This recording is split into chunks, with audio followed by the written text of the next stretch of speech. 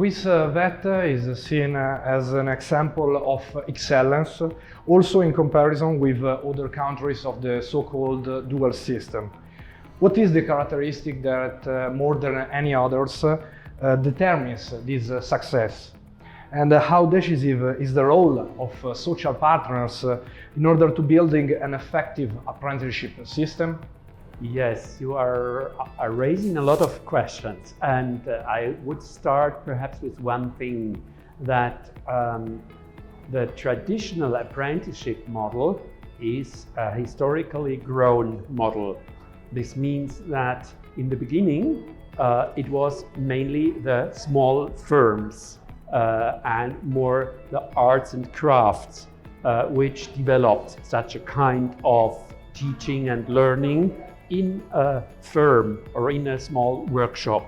And this model has been transformed to industry, and it has been made publish in a, how can I say, a publish mode. So it has been now regulated by a lot of legislations, laws. Even the Constitution of Switzerland is mentioning the vocational education and training system. It has been systematized. That happened during the last years, and I would say a very important issue is also the way how the different social partners are dealing with such questions. There is some kind of a culture of compromise in Switzerland. Even in a lot of questions, unions and the employers have not the same opinion and do even fight each other. But in the field of vocational education, there is a broad consensus from left to the right, from the small, medium enterprises to the big ones. And this makes the system, there is a term, it is called cooperatism. And this kind of cooperation between these different partners, between these different also sectors, that is perhaps the secret of the success of the Swiss vocational education and training system. Thank you very much. In today's world of work, it is still possible to rediscover the relational model of apprenticeship pedagogy, even in a large or very large organization, and also in a more fluid context where it is still difficult to identify a master to learn from? Yeah. I would say even in Switzerland, it is not so easy to identify the master's achievement related to an apprentice. This model is a very nice model. It works not only in the field of arts and crafts, but also, I would say, even in university or in other places, or in art or in other fields. But I would say the main element today is that the learner has been now asked or entitled to be a self-learner. He is a self-organized learner, and the master is a bit also in our country a bit disappearing. It has not such an important personal element anymore. It's more an organizer of the work and learning process as a whole, and not such a personal contact as you would think of as it was before in the Middle Ages or in the traditional workshop.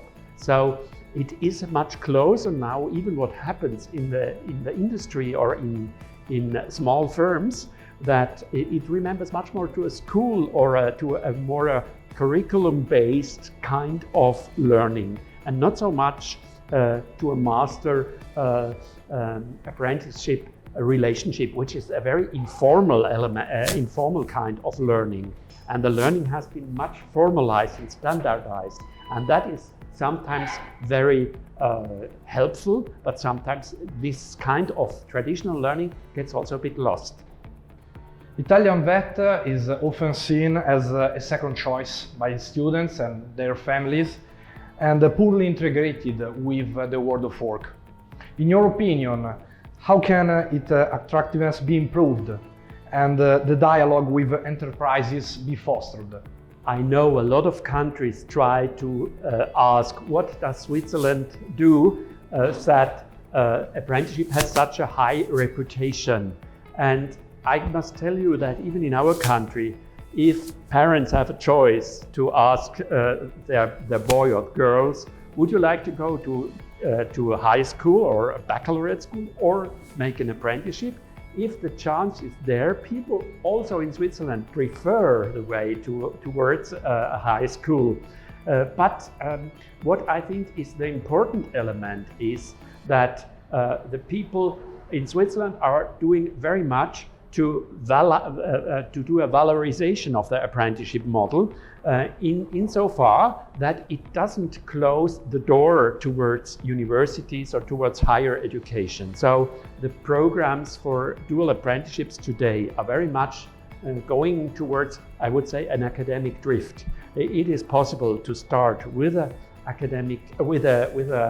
apprenticeship and later on to go to a University of Applied Science, for example, with specific additional programs. And this is something, we call it permeability, which helps to make the system more fluid, and also the career options for apprentices or for former apprentices more open. And that, I think, is also one of the secrets why the apprenticeship model isn't now declining in Switzerland, because parents say today, oh, that's also a possibility to continue. And I would say for Italy, it would be a very important thing trying to include the apprenticeship model also in this educational space, I would say, so that it is possible that an apprenticeship is not just a thing apart or a dead end, but it opens up further possibilities for education and for a career.